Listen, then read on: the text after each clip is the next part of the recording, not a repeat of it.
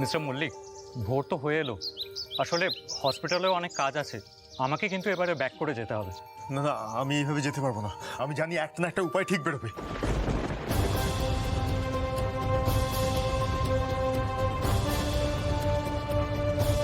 পুরোহিত মশাই, আপনি যা বলছিলেন এনাদের একটু বলুন।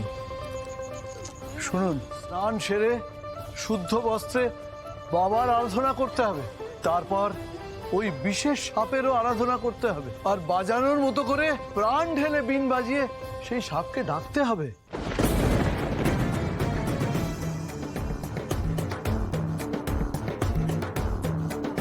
সেই সাপ এলেও এই বুড়ো বয়সে আমার পক্ষে তাকে বশে আনা কঠিন,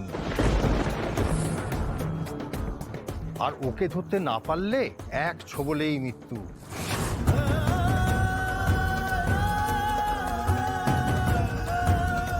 শরীর দুর্বল আমার, বিন বাজিয়ে দিলেও সাপ ধরতে পারবো না।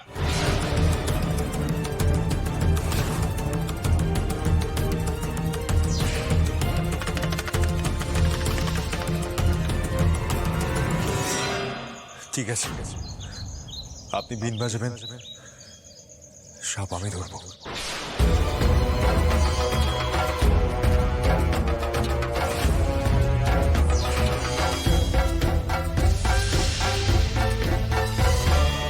দাদা ভাই, তুই সাপ ধরবি?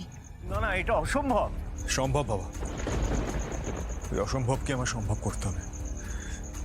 আমার স্ত্রী আর আমার আগত সন্তানকে প্রাণে বাঁচাতে আমি নিজের প্রাণের ঝুঁকি নিতে প্রস্তুত।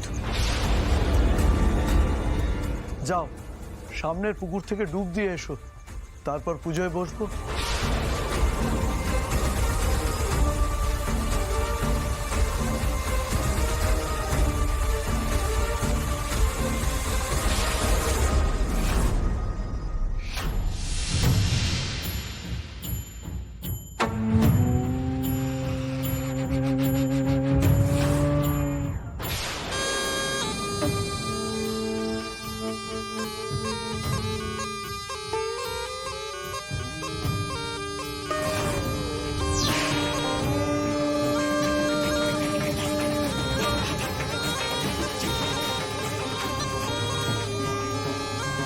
শ্যামলীর এত দিনের ভক্তিকে মিথ্যে হতে দিও না মহেশ্বর। ওই সাপ যেন আজ আসে।